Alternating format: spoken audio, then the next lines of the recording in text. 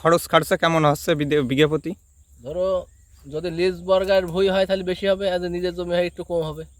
তো তাও ধরো 18-19 হাজার টাকা খরচ হয়ে যাচ্ছে বিঘে প্রতি। সার ওষুধের দাম বেশি। সরকারি থেকে অনুদান হলে তো আরো ভালো হয়। সরকারি তো অনুদান তো সরকারি নেই, অনুদান দেবে কে? আর একটু আবহাওয়ার যে খারাপ দেখাচ্ছে, আবহাওয়া ভালো হলেই কেটে দেবো ধান। কেমন ফলনের আশা করছেন? আমি ধান আল্লাহ ভালো করতে, এটা খুব এগোর লাগান হইলো তো, ধান ভালো হয়েছে। তাও ধরো 40 মণ আশা করা যায়।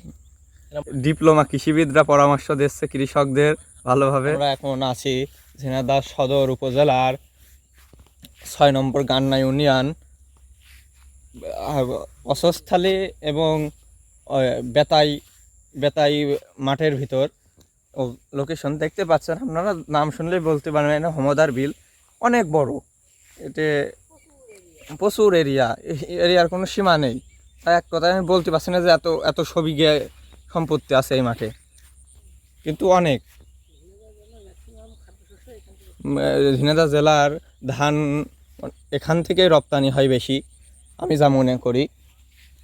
তবে আমাদের মাঝে কিছু কিছু ব্যক্তিরা এসেছেন, তিনি ধান গবেষণা করতে, তিনি কৃষকদের পরামর্শ দিচ্ছেন এবং কীভাবে ধানটা কর্তন করা এবং মাড়াই টাড়াই করা যায়, এইভাবে কৃষকদের পরামর্শ তারা এসেছেন আমাদের ধান দেখতে এবং কৃষকের পরামর্শ দিতে। এটা আমরা দেখতেই পাচ্ছেন, এই দেখেন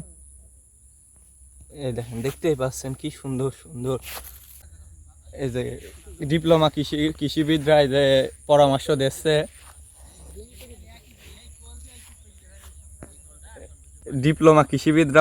দিচ্ছে, কৃষকদের ভালোভাবে কিভাবে ধানটা বাড়ি নিয়ে যাওয়া যায়।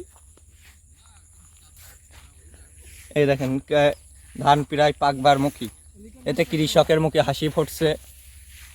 আমি এইমাত্র একটা কৃষকের কাছে কিছু কথা বলতে চাই। ভাই আপনি আসসালামু ভাই আপনার নাম কি? আমার নাম আশিকুর রহমান লিটন। আপনার এই মাঠে কেমন কত জমি আছে ধানের? এই জায়গায় 11.5 বিঘা মতন আছে। আপনার সবই ধান? সবই ধান, ধানের জমি সবই ধান। কিভাবে পানি সেচ দিতেন? পানি সেচ ওই যে মেশিন আছে, ওই যে মেশিন দেখা আছে, ওখান থেকে একবারে এদিক দিয়ে এক প্লাটে চলে আসে। তো আপনি ধান কাটবেন কবে? ধান একটু আবহাওয়ার যে খারাপ দেখাচ্ছে, আবহাওয়া ভালো হলেই কেটে দেবো ধান। আপনি ধান কেমন ফলনের আশা করছেন? আমি ধান আল্লাহ ভালো করতে, এটা খুব এগোর লাগান হইলো তো, ধান ভালো হয়েছে। তাও ধরো 40 মণ আশা করা যায়, এরকম ফলন হতে পারে। খরচ খরচা কেমন হচ্ছে বিঘে প্রতি? ধরো যদি লিজ বর্গার ভুঁই হয় তাহলে বেশি হবে, আর যদি নিজের জমি হয় একটু কম হবে। তো তাও ধরো 18-19 হাজার টাকা খরচ হয়ে যাচ্ছে বিঘে প্রতি। সার ওষুধের দাম বেশি। হ্যাঁ, পানির তো অনেক সারা বছর বৃষ্টি হয়নি, এই মেশিন দিয়ে তেল কিনে 110 টাকা লিটার তেল, তো ব্যাপক খরচ। সরকারি থেকে অনুদান হলে তো আরো ভালো হয়। অনুদান তো সরকারি নেই, অনুদান দেবে কে? সরকার আছে না? তাও ঠিক। সব মিলিয়ে খরচ বেশি, তারপরেও আমরা চাষি মানুষ, চাষ করতে হবে। চাষ ছেড়ে দিলে আমাদের বাল বাচ্চা না খেয়ে থাকবে। এখন যাই হোক, ধান হয়েছে দেখেন খুব সুন্দর। আমাদের ভাই ধান দেখাচ্ছে, সুন্দর ধান হয়েছে।